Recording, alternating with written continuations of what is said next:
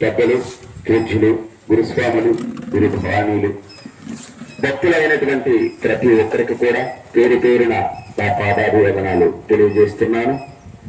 అయితే ఈ రోజుది భవానీ గురు భవానీల యొక్క ఆత్మీయ కలయిక అని దీనికి పెట్టారు పేరు. అయితే నేను చెప్పబోయేది ఏంటంటే, హిందూ సనాతన ధర్మాన్ని మనం ఎంతవరకు రక్షించగలుగుతున్నాము మనం నేడు. ఎందుకంటే నేడు మన ధర్మం అంతరించిపోయే స్థితిలో ఉంది. అనేక మతాల పాలిట అనేక మతోన్మాద శక్తుల్లో మన హిందూ ధర్మం హీన స్థితికి చేరుకుంటుంది.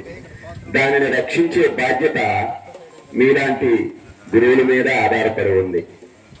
ఎందుకంటే ఈరోజు ఎర్రని వస్త్రాన్ని వేసుకొని మీరు 41 రోజులు ఈ భూమిపై సంచరిస్తుంటే హిందూ మతాన్ని నమ్ముతున్న ప్రతి వ్యక్తి కూడా మీ పాదాలకు నమస్కారం చేస్తారు. మరి ఆ ఎర్రని వస్త్రములో, ఆ నుదుటి పెట్టినటువంటి తిలకములో, ఆ మెడలో ఉన్నటువంటి మాలలో ఏ శక్తి ఉందో తెలియదు.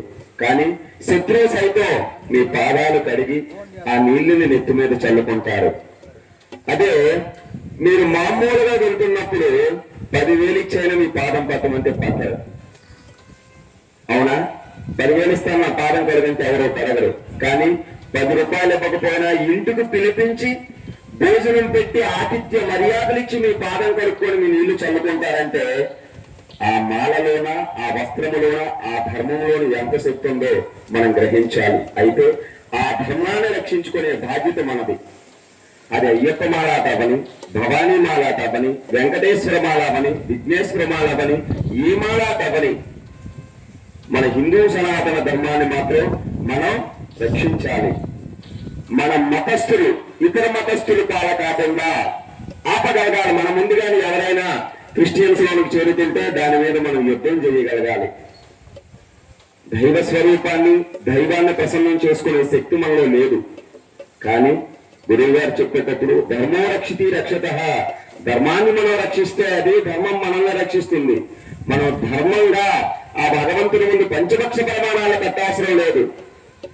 నీ మనస్సు నిర్మలమైనటువంటి శక్తి సామర్థ్యం కలిగి ఉంటే, ఏకాగ్రత నీలో పుష్కలంగా ఉంటే, పుష్కరం అంటే కొంచెం నీళ్లు వేస్తే చాలు ఆ తల్లి తెల్లుతుంది. కనుక మనందరం కూడా హిందూ సనాతన ధర్మాన్ని రక్షించాలి. నేను 2 మాట్లాడతాను. ఏంటంటే, ఈ సృష్టిలో 24 లక్షల జీవరాశులలో మొట్టమొదటి సూర్య భగవాను మేల్కొల్పేది ఎవరు? ఏ భక్తి మానవుడా? 24 లక్షల జీవరాశులలో భగవంతుని ఉదయింపజేసేది ఎవరు? ధర్మమేనా?